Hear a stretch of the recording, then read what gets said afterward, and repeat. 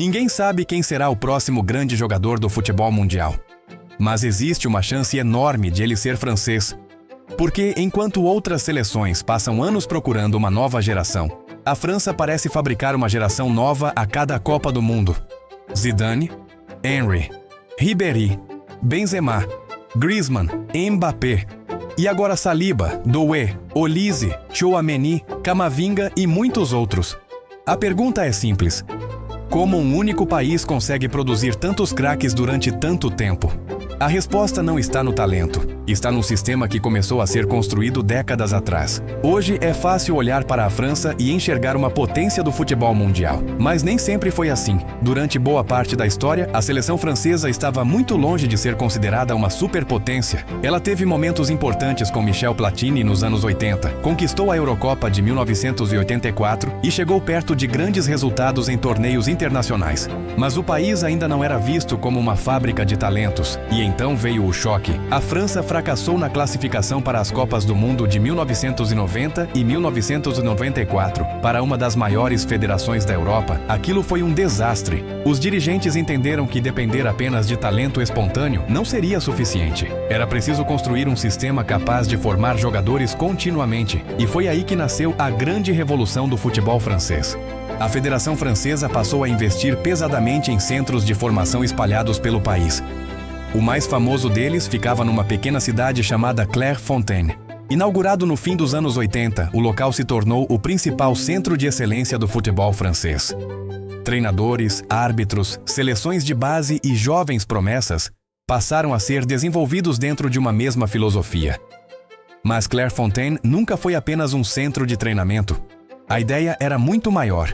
A França criou uma rede nacional de identificação de talentos. Garotos eram observados desde muito cedo. Os melhores recebiam acompanhamento técnico, físico e educacional. O objetivo não era formar apenas jogadores para clubes, era formar jogadores para a seleção francesa do futuro. Os resultados demoraram alguns anos para aparecer, mas quando apareceram, mudaram a história do futebol francês para sempre. Em 1998, jogando em casa, a França conquistou sua primeira Copa do Mundo. Aquele time liderado por Zidane simbolizava algo muito maior do que um título.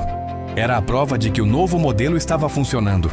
E o mais impressionante é que o sucesso não parou ali. Enquanto outras seleções dependiam de gerações específicas, a França continuou produzindo jogadores. Quando Zidane se aposentou, apareceram Ribéry e Benzema. Depois vieram Griezmann, Pogba e Kanté. E quando essa geração começou a envelhecer, surgiu Mbappé. É aqui que muita gente comete um erro. As pessoas olham para Mbappé e pensam que ele é um fenômeno isolado, mas Mbappé é apenas o rosto mais famoso de uma máquina muito maior.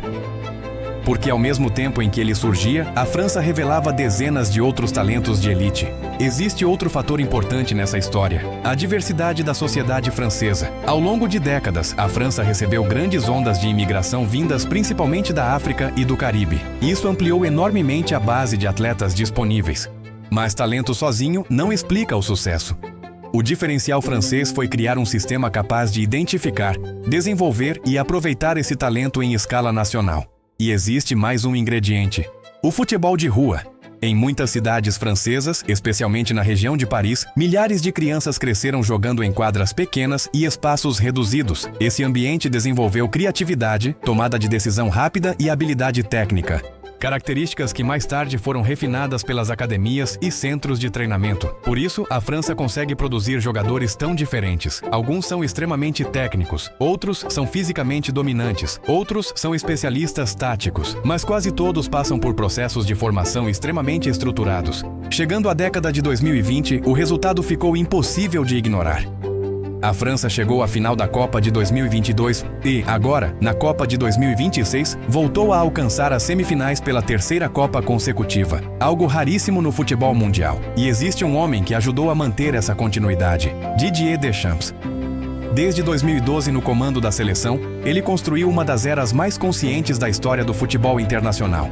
Campeão do mundo em 2018, vice-campeão em 2022 e novamente entre os melhores do mundo em 2026. Mas talvez o mais assustador não seja o presente, é o futuro. Enquanto Mbappé segue liderando a seleção, jogadores como Désiré Doué, Michael Olise, Warren Zaïre Emery e outros jovens continuam surgindo. E isso acontece porque a máquina nunca parou. Talvez seja por isso que tantas pessoas acreditam que a França se tornou a seleção mais dominante da era moderna. Não porque tenha o melhor jogador, não porque tenha o melhor técnico, mas porque construiu o melhor sistema.